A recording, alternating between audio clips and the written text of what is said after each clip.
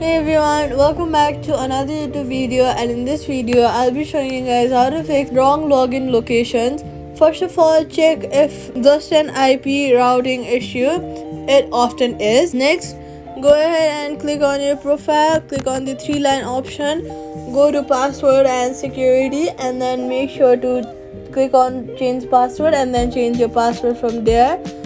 Next, turn on two-factor authentication. Long press on your Instagram screen and then either require Face ID.